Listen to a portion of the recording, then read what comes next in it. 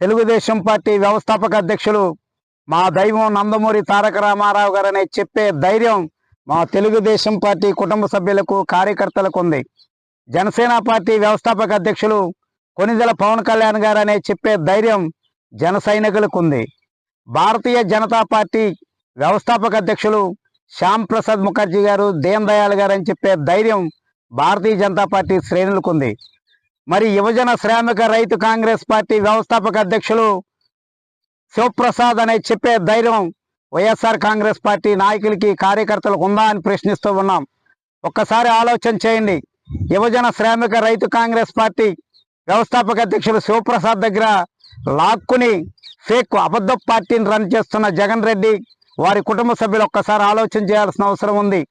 YSR Congress party అంటే ఏడుగురి సంధింటి Rajasekhara Reddy party కాదు, యువజన శ్రామిక రైతు కాంగ్రెస్ పార్టీ అని తెలుసుకోండి.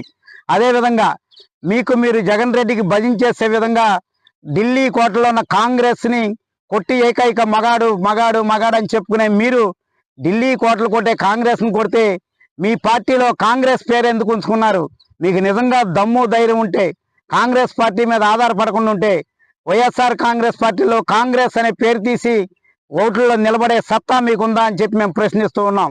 మరొక విషయం, మీరు కాంగ్రెస్ పార్టీ ఎందుకు పెట్టుకున్నారంటే కాంగ్రెస్ పార్టీకి దళిత జాతి యావత్తు భారతదేశంలో సానుభూతి ఓట్లు పడే దళిత జాతి కాంగ్రెస్ పార్టీకి.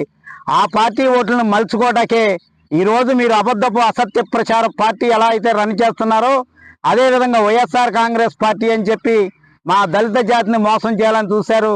కానీ ఈరోజు ఆంధ్ర రాష్ట్రంలో కానీ భారతదేశంలో కానీ అంబేద్కర్ వారసులందరూ గమనించారు. ఈ రోజు నుంచి మీ వైఎస్ఆర్ కాంగ్రెస్ పార్టీని నమ్మే పరిస్థితుల్లో లేరు. ఎప్పటికైనా ఒకసారి ఆలోచన చేసుకోండి.